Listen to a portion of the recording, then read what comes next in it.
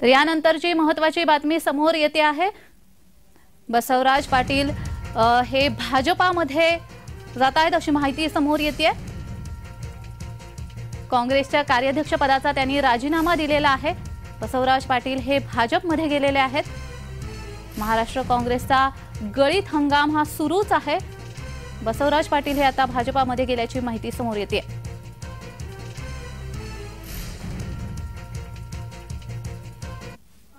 व्यक्ती अशा प्रकारची त्यांची एक प्रतिभा होती आणि बागल साहेबांनंतर रश्मीताईंनी तोच वसा घेतला आणि संपूर्ण कार्यकर्ते नेते एकत्रित ठेवत त्यांची मोड बांधत अतिशय विपरीत परिस्थितीमध्ये देखील संघर्ष करत रश्मीताई सातत्याने काम करत राहिल्या आणि आम्हाला अतिशय आनंद आहे की आमचे रणजित दादा त्यांच्या मागे होते की त्यांनी भारतीय जनता पक्षात प्रवेश करावा, आमची सगळ्यांची इच्छा होती आणि त्यांनी तो निर्णय घेतला।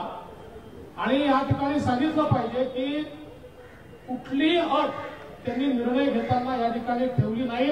पूर्ण विश्वास भारतीय जनता पक्षावर त्यांनी टाकला की यांच्यासोबत गेल्यानंतर आपली चिंता हे करतील एवढंच मनामध्ये ठेवून त्यांनी भारतीय जनता पक्षामध्ये प्रवेश केलेला आहे।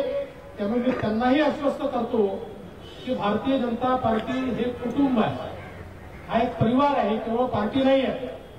त्यामुळे परिवारामध्ये सगळ्यांनी एकमेकाची चिंता करायची असते। तुम्ही आणि तुमच्यासोबत आलेले जे सगळे लोक आहेत यांची चिंता करणं हे आमचं काम आहे।